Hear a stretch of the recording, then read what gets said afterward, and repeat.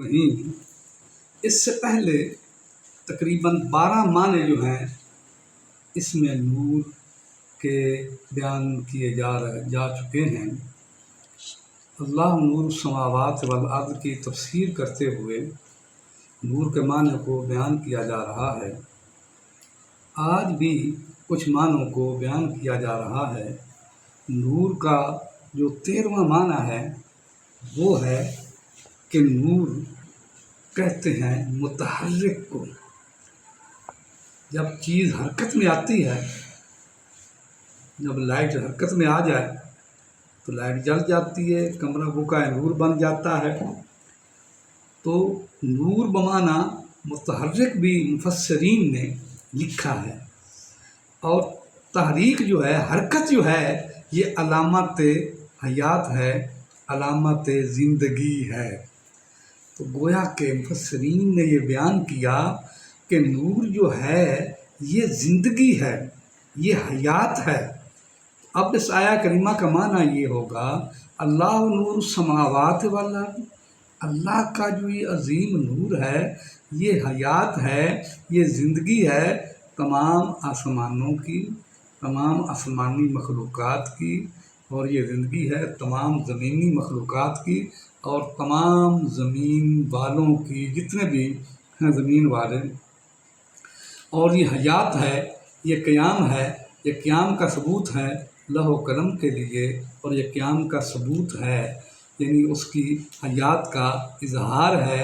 اس میں جو لوح و قلم ہے اس کی بھی یہ حیات ہے، اس کا بھی قیام ہے، کرسی کا بھی قیام ہے، عرش اولا کا بھی قیام ہے۔ اور دوسرا اس کا جو معنی ہے اس کا وہ ہے سکون، ساکن ہونا۔ تو ساکن کا معنی سکون، آرام اور راحت۔ تو نور کا معنی ہے راحت اور عیش و آرام اور سکون۔ اب اس کا معنی یہ ہوگا اللہ رب السماوات، اللہ نور السماوات والارض، اللہ کا عظیم نور جو ہے یہ سکون ہے، یہ راحت ہے تمام آسمانوں کے لیے، اور یہ راحت ہے تمام زمینوں کے رہنے والوں کے لیے، اور یہ راحت کا باعث ہے لوح و قلم کے لیے، اور یہ راحت کا باعث ہے کرسی رب اولا کے لیے، اور یہ راحت اور سکون کا باعث ہے یہ نور جو ہے یہ عرش اولا، عرش اولا کی مخلوقات کے لیے۔ اور نور کا جو 15واں معنی ہے وہ ہے کیا؟ وہ ہے نور کا معنی ہے مزین، زینت دینے والا۔ اب یہ اس کا معنی ہوگا اللہ نور السماوات والارض، اللہ کا نور جو ہے وہ زینت دینے والا ہے، وہ مزین کرنے والا ہے تمام آسمانوں کو۔ دیکھو اللہ تعالیٰ کا فرمان ہے کہ زینا السماء دنیا بمصابیح، ہم نے دنیا کو، کائنات کو زینت دی، آسمانی کائنات کو زینت دی، کس کے ساتھ؟ ستاروں کے ذریعے سے۔ وہ چمکتے ستارے جو ہیں ان کے ذریعے سے ہم نے آسمان کو زینت دی۔ تو یہ نور ایسا عظیم نور ہے جس نور نے مزین کر دیا آسمانوں کو، یہ نور ایسا نور ہے جس نے مزین کر دیا زمینی تمام مخلوقات کو۔ یہ ایسا نور مزین ہے جس نے مزین کر دیا لوح و قلم کی زندگی کو، یہ نور ایسا مزین ہے جس نے زینت دی کرسی عرش رب اولا کو، یہ نور ایسا مزین ہے جس نے زینت دی عرش رب ذوالجلال کو۔ تو ایمان والو، جو نور زندگی ہے، جو نور راحت ہے، جو نور زینت ہے، اور جو نور حیاتی کا باعث ہے، وہ نور کون سا نور ہے؟ وہ نور ہے کس کا؟